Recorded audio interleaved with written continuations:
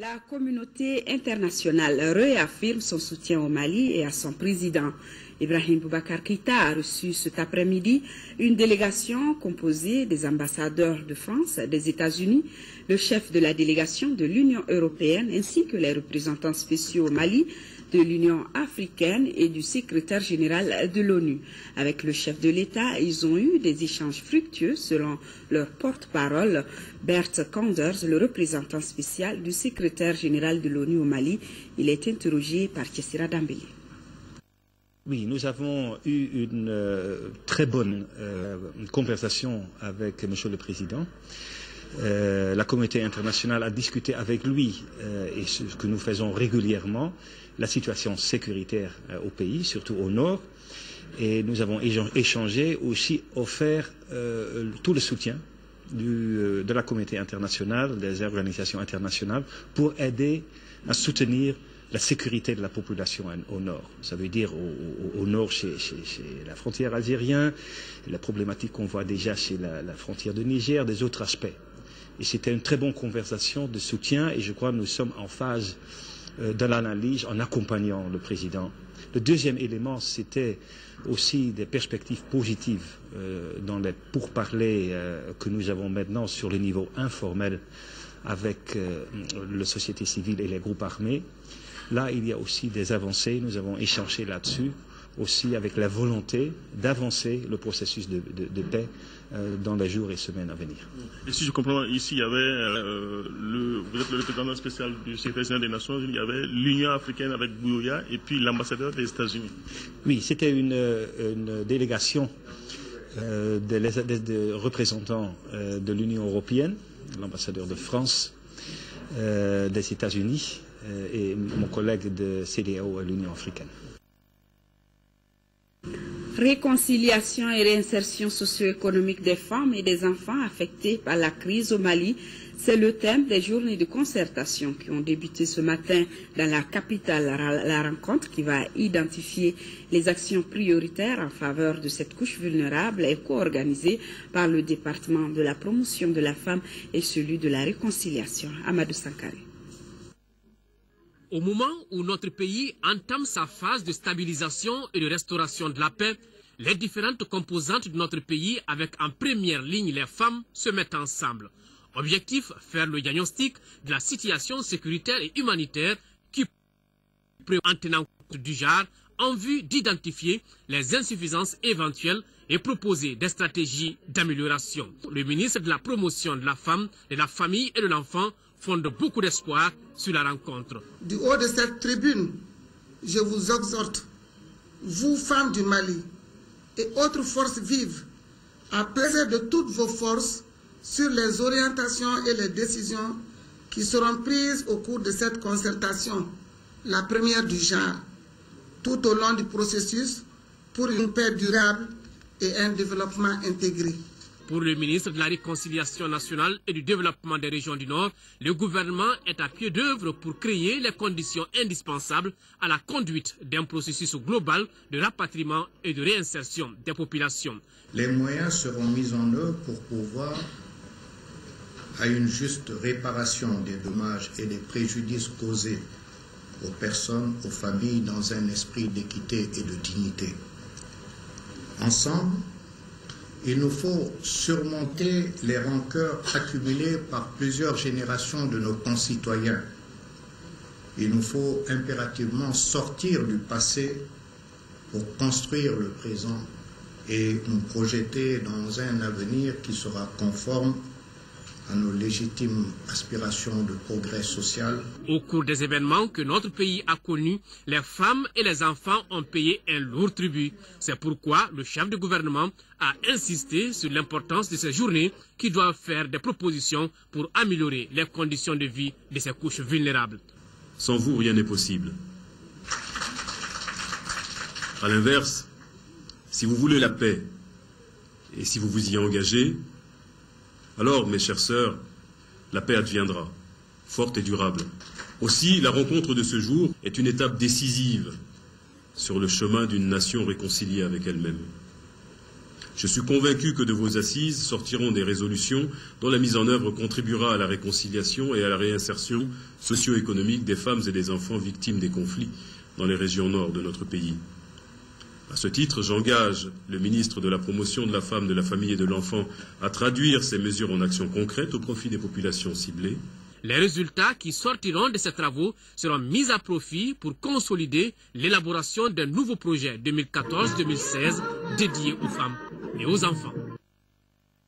Le Premier ministre Oumar Tamli a rendu cet après-midi une visite de courtoisie au président de l'Assemblée nationale. La visite s'inscrit dans le cadre des excellentes relations entre les deux institutions. Oumar Tamli a saisi l'occasion pour saluer le nouveau bureau de l'Assemblée nationale et lui renouveler la disponibilité de son gouvernement. L'Assemblée nationale, de retour, a promis le soutien de l'hémicycle au gouvernement dans la mise en œuvre de ses actions.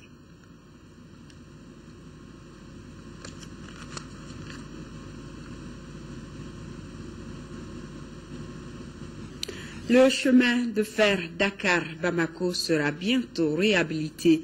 La nouvelle a été donnée ce matin par l'ambassadeur d'Afrique du Sud, reçu en audience par le président de l'Assemblée nationale, Issaka Sidibé, qui a aussi reçu le nouvel ambassadeur du Mali au Maroc, des membres de la Commission nationale des droits de l'homme et de la coalition malienne des droits de l'enfant. Le point des audiences avec Ramata Konaté. L'ambassadeur de l'Afrique du Sud était chez le président de l'Assemblée nationale pour parler des projets de son pays pour le Mali. On va essayer de faire la réhabilitation de chemin de fer Dakar-Bamako. On va parler avec le gouvernement à propos de ça.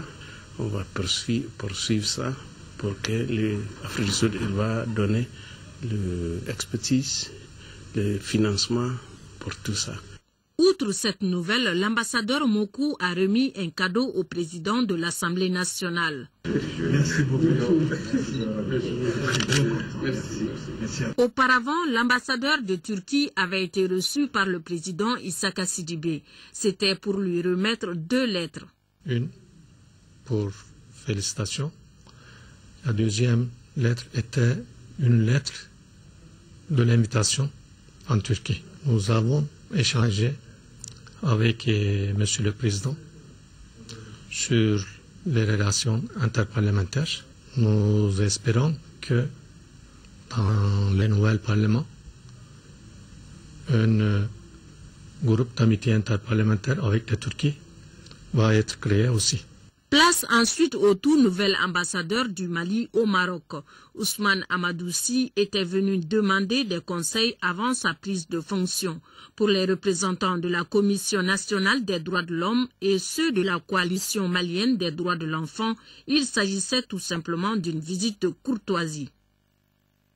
Bamako va abriter du 24 au 26 avril prochain le Salon international Investir au Mali. Pour en parler, les organisateurs ont rencontré aujourd'hui le président du Haut Conseil des collectivités, Oumarou Ag Ibrahim Aïdara, a promis l'accompagnement de son institution. À noter que le Forum économique est une initiative du groupe de développement de l'Afrique. Écoutons son président, Kassoum Koulibaly, à sa sortie d'audience. Il a été interrogé par Nyanyalou Traoré. Au Conseil des collectivités, l'ensemble des collectivités du Mali, est l'un des partenaires majeurs de cet événement majeur pour le Mali. Et le Forum économique de Bamako, c'est un cadre permanent que nous allons instituer au Mali en vue de pouvoir contribuer au redécollage économique du Mali et faire en sorte que le Mali soit le centre de réflexion économique pour le Mali d'abord, pour la sous-région de l'UEMOA, mais aussi pour l'Afrique toute entière. Et c'est un événement au cours duquel nous allons aussi mobiliser tous les partenaires techniques et financiers, les investisseurs qui viendront au Mali, pouvoir avoir toutes les opportunités d'investissement au Mali afin de pouvoir créer des richesses pérennes au Mali, mais aussi favoriser la création d'emplois durables, notamment pour les jeunes et pour les femmes. Et le président nous a rassuré que ce forum est en phase avec les objectifs de son institution et des collectivités décentralisées et c'est naturellement qu'il a bien accepté de présider ce premier forum économique de Bamako et de nous accompagner pour sa réussite. Le Mali est l'un des rares pays africains à œuvrer dans le sens de la promotion des langues maternelles. Malgré les efforts consentis, notre pays arrive difficilement à surmonter les obstacles qui entravent ses ambitions pour la promotion des langues maternelles. C'est pourquoi d'ailleurs l'Académie malienne des langues a organisé une conférence sur le thème « Investissement dans nos langues maternelles, facteur de développement endogène durable ». Mamour Sidibé était à l'ouverture des travaux. Quelques jours après la commémoration de la Journée internationale de la langue maternelle, l'Académie malienne des langues organise une conférence de débat sur la question. Une conférence au cours de laquelle les différentes sensibilités vont approfondir la réflexion sur le thème national retenu cette année, à savoir investissement dans nos langues maternelles, facteur de développement endogène durable. La sauvegarde des langues est donc une tâche cruciale pour préserver la diversité culturelle dans le monde. La problématique de la promotion de la langue maternelle constitue une des priorités de l'UNESCO. Depuis les premières années de l'indépendance, le Mali a beaucoup investi dans nos langues maternelles. Cette politique a été accompagnée d'élaboration et de l'adoption de plusieurs textes juridiques. Je veux citer entre autres le décret 85 PGRM du 26 mai 1967 fixant les alphabets de 4 langues nationales, Bamanankan, Fulfulde, Songo et Tamashek. Au plan institutionnel, plusieurs structures furent créées. Malgré ces efforts, notre système éducatif est confronté à un déficit de documents en langue maternelle. Voilà une des raisons essentielles pour organiser ces débats autour des sujets comme la production des livres dans nos langues, leur commercialisation, l'environnement lettré et l'application des TIC.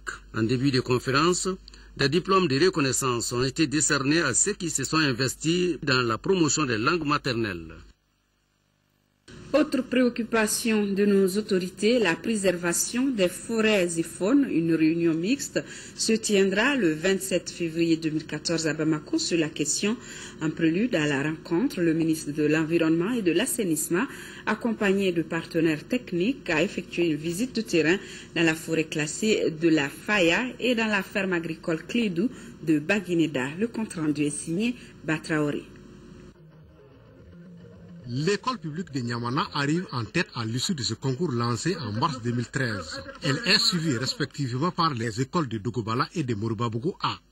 Ces écoles primées reçoivent chacune du matériel et des produits d'entretien pour un coût global de 2 millions de francs CFA. L'objectif pour l'association libre pour la promotion de l'habitat et du logement Alpha Log et ses deux partenaires l'UNICEF et SDV est d'assurer aux enfants un environnement dans des conditions d'hygiène acceptables. Quand on parle de l'UNICEF, voilà, vous aurez ce reportage peut-être d'ici la fin de cette édition. La surveillance aéroportière se renforce à Bamako. L'Agence nationale de l'aviation civile vient d'être équipée d'un avion d'observation de dernière génération avec accessoires. L'appareil a coûté environ 650 millions de nos francs. Il sera utilisé de façon collégiale par les départements en charge des transports, de la sécurité et de la défense. Agali Agagissa. La consolidation de la paix nécessite des moyens sécuritaires adéquats.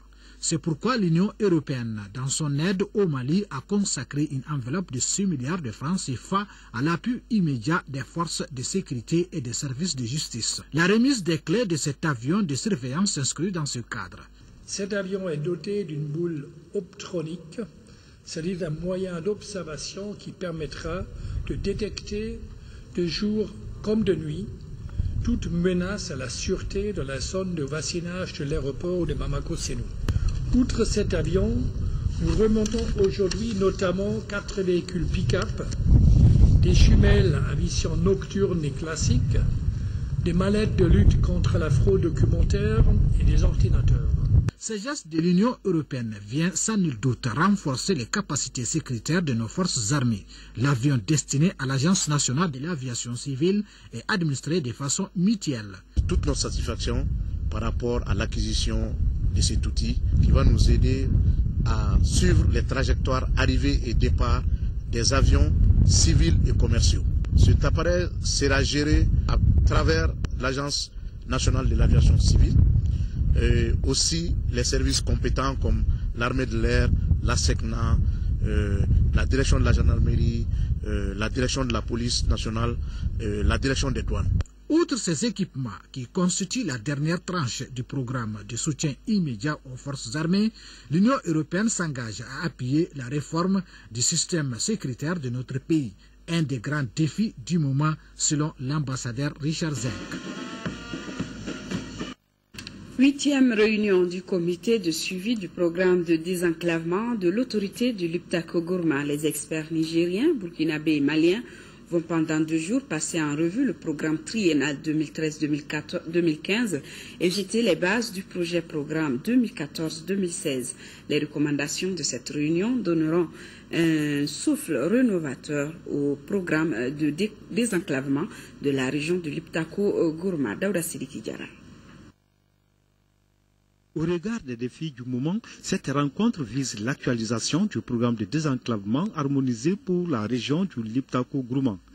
La stratégie de développement de l'Alger dans le secteur du désenclavement vise 3 objectifs.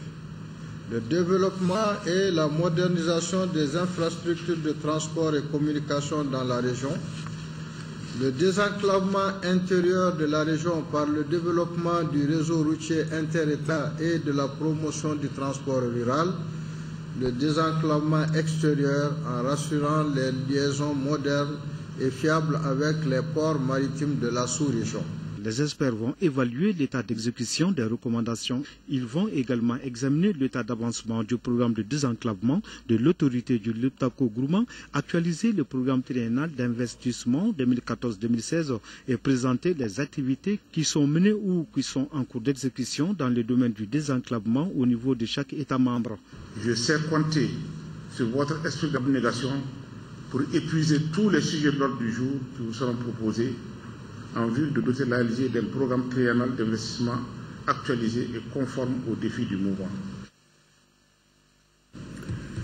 Transport fluvial, enjeux et perspectives, c'est autour de ce thème que se tient la réunion annuelle des transports terrestres, fluviaux et maritimes, service technique du transport entrepôt malien dans la sous-région, Conseil malien des transporteurs et des chargeurs transitaires. En somme, plus de 150 personnes sont concernées par cette réunion. Le compte-rendu de Moïse Traoré. Le transport fluvial, enjeux et perspectives.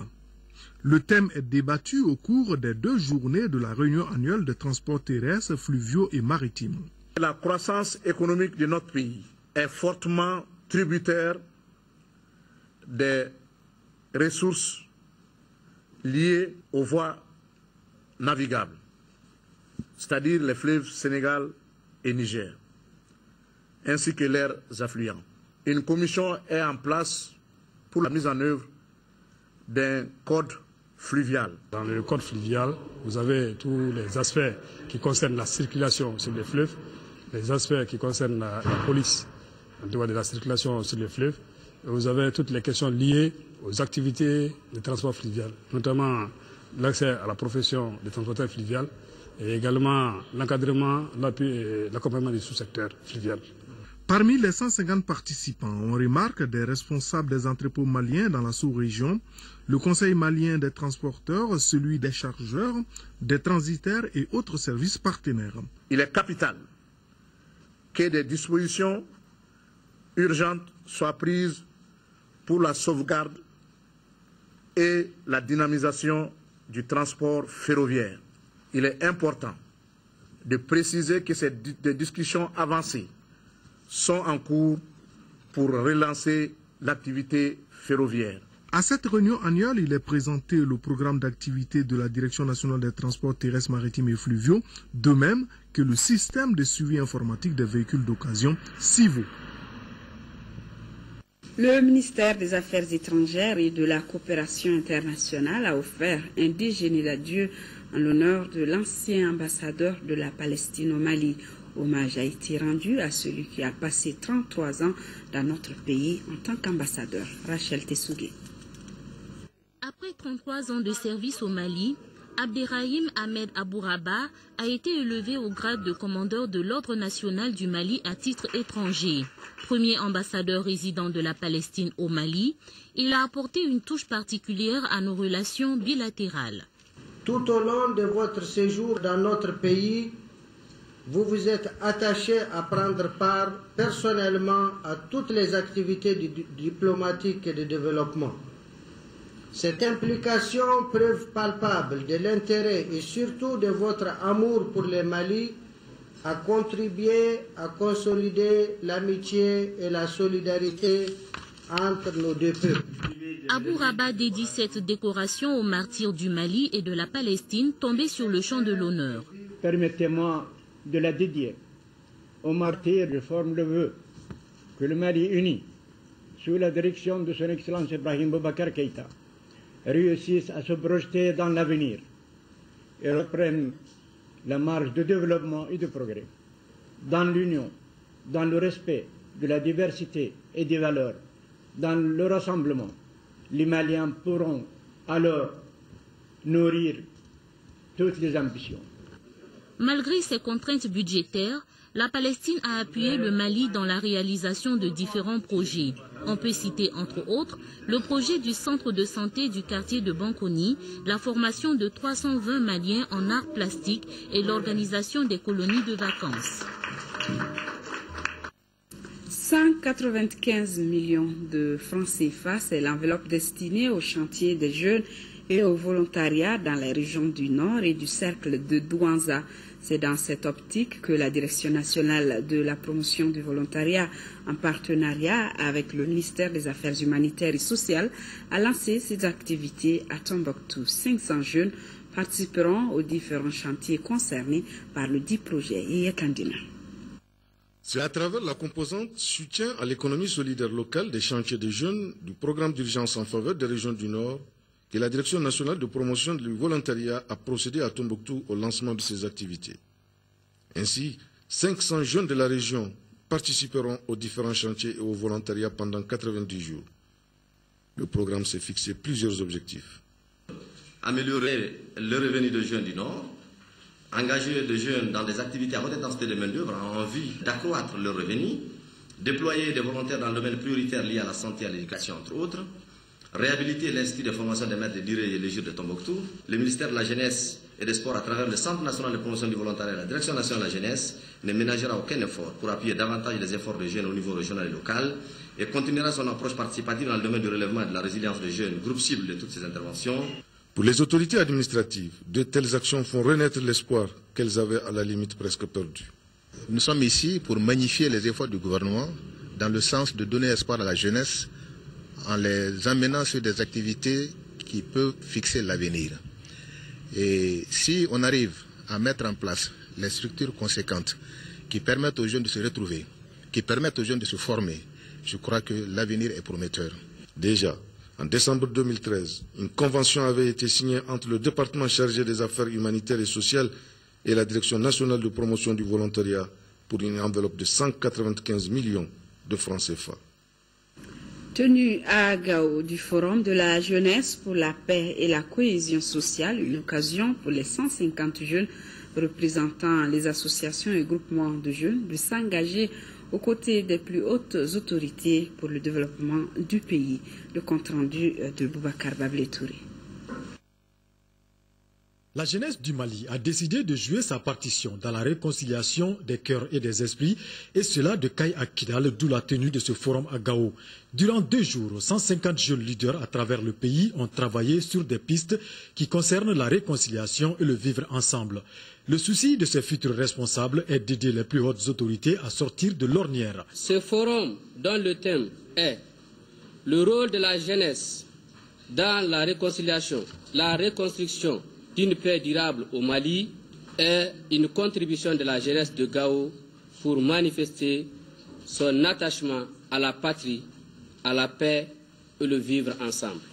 Les jeunes de Gao, au sacrifice de leur vie, ont mené une résistance farouche. Des communications relatives à la place de la jeunesse dans la promotion du dialogue et de la cohésion sociale, la contribution des jeunes dans la réconciliation, entre autres, ont été faites. Tous s'engagent pour une paix durable dans un Mali uni. Le Forum des jeunes du Nord est une occasion pour souder notre jeunesse, pour l'organiser au retour des valeurs positives ancestrales, notamment la solidarité, la fraternité, la tolérance, et l'entraide.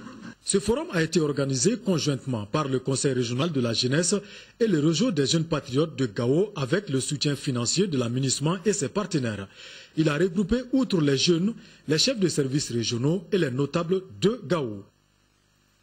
Démarrage des formations militaires à Ségou, c'est le colonel-major Ntakni Ag Ntekan, commandant de la 2e région militaire, qui a officiellement ouvert les certificats d'aptitude numéro 1 et 2 et les brevets d'armes numéro 1 et 2 ce mardi dans la 4e région. Hussein Zamake.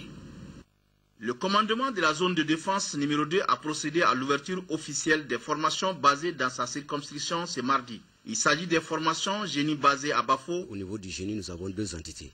Il y a l'entité armes et l'entité service. Donc les formations que nous avons ici, nous avons un CAT2 génie, un CAT2 génie ouvrier, un CAT1 génie et un CAT1 génie ouvrier. La formation sera axée sur la formation morale, la formation physique et intellectuelle. Maintenant, sur le plan intellectuel, pour les BA, à la fin de la formation, ils doivent être aptes, des sous-officiers aptes à commander des pelotons. Pour les BA2, c'est les futurs officiers, pour ceux qui auront la chance. Donc, ils doivent être quand même à la hauteur de souhait pour le commandement du peloton. Nous avons ouvert le centre de formation de Tibi, où les cours ont démarré pratiquement avec la présence de 80 à 90% des stagiaires. Et aussi côté encadrement, nous avons à peu près 30% de l'encadrement présent.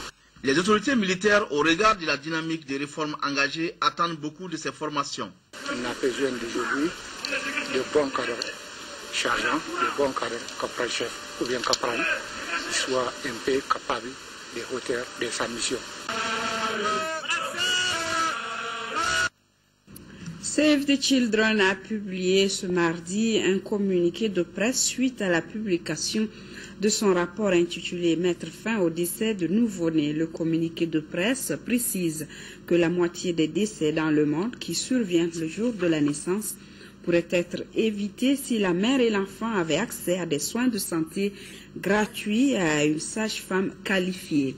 Selon ce communiqué, on enregistre tous les ans au Mali environ 25 375 décès néonatals, c'est-à-dire survenant avant le premier mois, soit 69 décès par jour. 3 principales causes expliquent ce nombre élevé de décès: les asphyxies, la prématurité et les infections sévères. Ces causes sont pourtant connues et peuvent être évitées par la sensibilisation des femmes enceintes et la formation des agents de santé pour une meilleure prise en charge.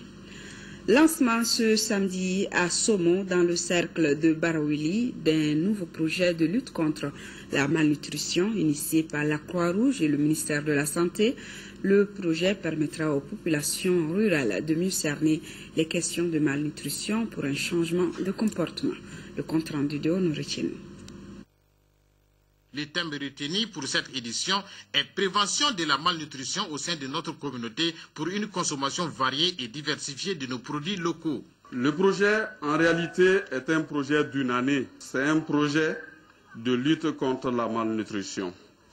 Il a 2 objectifs principaux, un objectif pour la prévention et un objectif pour la prise en charge, avec 9 résultats. Cette journée devrait permettre aux populations de mieux percevoir le concept malnutrition aiguë, ses causes et ses conséquences, de comprendre les critères de reconnaissance de la maladie ainsi que les stratégies de la prise en charge. Si nous prenons 100 enfants âgés de 0 à 5 ans, il y a 15 qui sont atteints de malnutrition aiguë sévère.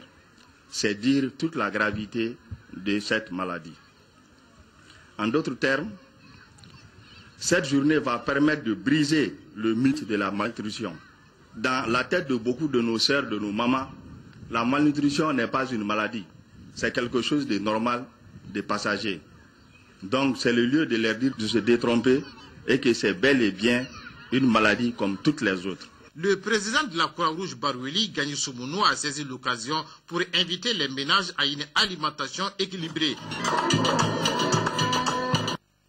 Je vous l'annonçais, la préservation des forêts et faunes reste une préoccupation majeure de nos autorités. Une réunion mixte se tiendra dans ce cadre le 27 février ici à Bamako, en prélude donc à la rencontre. Le ministre de l'Environnement et de l'Assainissement, accompagné de partenaires techniques, a effectué une visite de terrain dans la forêt classée de la Faya et dans la ferme agricole Clédou de Baguineda. Le compte rendu avec Batraoré. La forêt classée de la Faya a été la première étape de cette visite de terrain du ministre de l'Environnement et de l'Assainissement. Les visiteurs du jour ont pu constater les efforts des spécialistes du domaine pour la conservation des lieux. Des arbres plantés par-ci et des parfaits par-là. L'objectif étant la protection de notre écosystème. À la ferme agricole Clédou de Baguineda, le décor est impressionnant. Plusieurs variétés végétales et des espèces animales y sont entretenues. Il s'agit entre autres des dromadaires, des bovins, des tortues et des autruches. La Suède assure, à travers l'ambassadeur, la coordination du groupe thématique environnement et changement climatique et qui travaille de façon étroite et sous le leadership du ministère de l'Environnement et de l'Assainissement. Je trouve que c'est très important de sortir de la capitale et voir les réalités sur le champ. Et c'est vraiment une grande surprise. L'unanimité semble dégager entre le département de l'environnement et ses partenaires techniques pour la conservation de notre faune et la restauration de nos forêts. Pour la prochaine réunion du 27, il y a effectivement un point sur le partenariat public-privé. Et nous avons donc voulu anticiper sur la réunion, qui se tiendra après-demain, pour venir voir dans la Faya l'expérience du partenariat public-privé que nous avons lancé au mois de mai 2013. Et aussi visiter la ferme Clédou, où nous nous trouvons actuellement, où il y a vraiment des choses très intéressantes qui sont en train de se passer. Outre le ministre de l'Environnement et de l'Assainissement et l'ambassadeur de Suède, la délégation comprenait plusieurs partenaires techniques. L'Afrique des laïcités, État, religion et pouvoir au sud du Sahara, c'est le nom d'un nouvel ouvrage. C'est une œuvre collective d'une trentaine de chercheurs africains et européens qui met en exergue les différentes approches de la laïcité dans 14 pays africains, mais aussi en France. La cérémonie de lancement présidée par le ministre de l'Enseignement supérieur et de la Recherche scientifique a eu lieu hier à l'hôtel Salam. Compte rendu Fademba Keita. L'Afrique des laïcités, État, religion et pouvoir au sud du Sahara est un ouvrage de 395 pages. L'œuvre collective est le fruit des travaux menés par une trentaine de chercheurs. C'était à l'occasion du colloque international sur la laïcité tenu les 20, 21 et 22 janvier 2010 à Bamako. Le dit colloque était organisé par le projet de recherche publique Islam et l'Institut des sciences humaines de Bamako. Les 5 parties du livre ébauchent la question de laïcité suivant les différents et selon le rapport entre le politique et la religion ou entre l'État et la société. 30 textes qui est effectivement articulé en 5 parties, en 5 grandes parties. Une partie sur la Genèse, une partie plutôt sur les greffes de cette laïcité ou de ces laïcités, de quelle manière elles se sont, finalement elles ont pris corps, elles ont pris existence dans les pays africains. L'Afrique de la laïcité est une coédition entre l'Institut des sciences de Tombouctou et l'Institut de recherche pour le développement IRD. Chaque pays a sa tradition en matière de laïcité. La laïcité, ça rassemble en fait les efforts des religieux et des politiques qui permettent la cohérence dans l'approche des questions religieuses et sociales dans un pays. L'Afrique de laïcité est un ouvrage d'actualité. Elle permettra, j'en suis convaincu, de poser les vraies questions et de dégager les pistes de réflexion susceptibles de faire avancer nos connaissances sur nous-mêmes et sur nos sociétés en pleine mutation. Le lancement officiel de cette œuvre collective coïncide avec la 4e édition de la rentrée littéraire au Mali. 4e édition de la rentrée littéraire, nous en parlons dans ce journal qui a été lancé en fin d'après-midi au Musée national du Mali. Cette année, le thème choisi par le Fonds des prix littéraires au Mali est diversité et vivre ensemble. L'événement, depuis sa création en 2008, réunit des auteurs et chercheurs du Mali et autres venant de plusieurs autres pays. La rencontre se poursuit jusqu'au 28 février prochain. Il est prévu des conférences débats, des cafés littéraires, des ateliers, ainsi que des visites dans les établissements scolaires.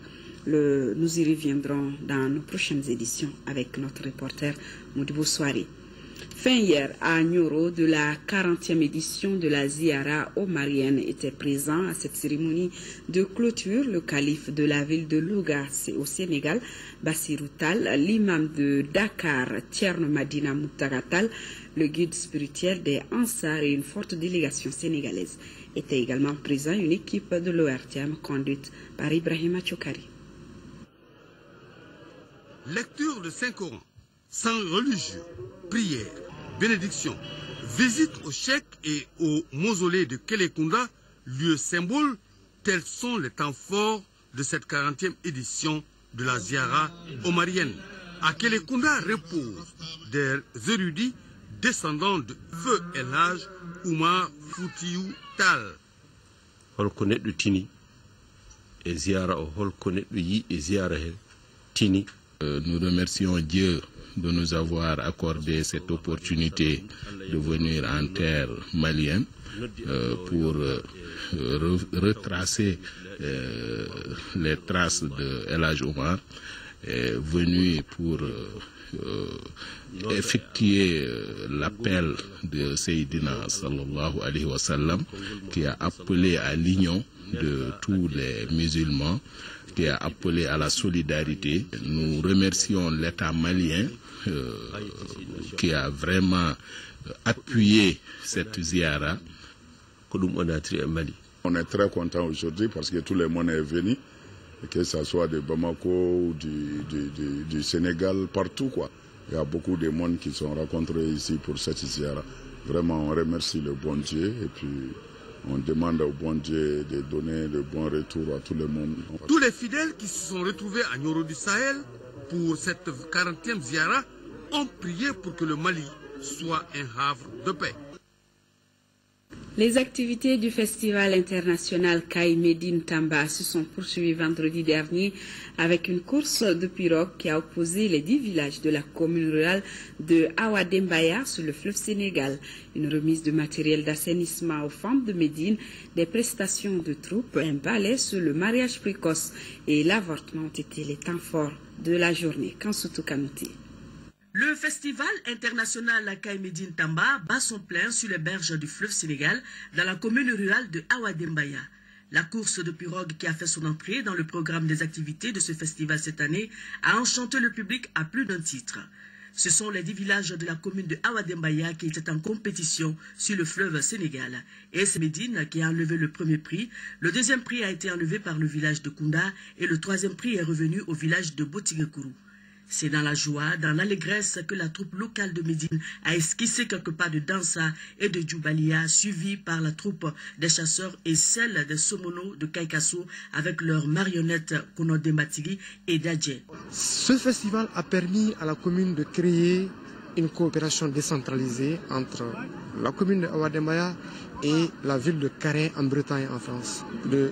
Ce partenariat de coopération décentralisée, aujourd'hui, dans le secteur de la santé, les SESCOM de la commune de Awadembaya sont dotés de véhicules qui servent aujourd'hui d'ambulance pour rapprocher les centres de santé aux populations.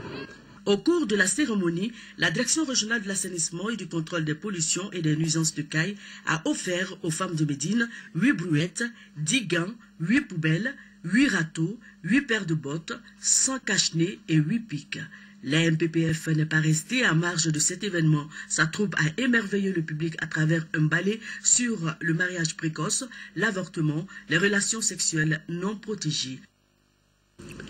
Amadou Thiam, journaliste à la retraite, n'est plus. L'ancien travailleur de Radio Mali nous a quittés aujourd'hui à l'âge de 78 ans. Voyons un peu son parcours avec Nouhoum Sissoko. Le journaliste à la retraite Amadou Thiam s'en est allé aujourd'hui. Né en 1936 à Kolomina, Nioro du Sahel, il fit ses études primaires à Kenyeba et Nara et secondaires au lycée Terrasson de Fougères, actuel lycée Askia. Amadou Thiam a été directeur général adjoint de Radio Mali de 1978 à 1980. D'abord collaborateur extérieur de Radio Mali, il sera mis à la disposition de la maison en 1967 où il travaillera 13 ans durant. Amadou Thiam était un homme simple, un homme pieux, un homme de culture. Quelqu'un, j'emprunte l'expression à un ancien ministre, qui avait adopté ce qu'on appelait à l'époque la religion du travail. La religion du travail parce qu'à l'époque, lorsque nous montions au travail vers les 7 heures, on n'en revenait qu'après minuit. Tout ça parce qu'ils ont su nous inculquer l'amour du travail. Reporter et présentateur du journal Parler, Amadou Thiam a reçu plusieurs distinctions, dont le titre de pionnier de l'information. Il a milité au sein de plusieurs associations et organisations. Amadou Thiam a été secrétaire général de l'Union nationale des journalistes du Mali, UNAJOM, vice-président de l'Organisation internationale des journalistes. Un homme de bien, un homme social, qui avait le commerce agréable. Cela doit d'ailleurs être un caractère primordial d'un homme de communication. Les obsèques d'Amadou Thiam sont prévues demain à 16 h. Que son âme repose en paix. C'est la fin de cette édition. 10h, 13h demain, c'est avec Mohamed Touré. Je vous retrouve, s'il plaît à Dieu, pour les rendez-vous du soir. Merci pour votre fidélité.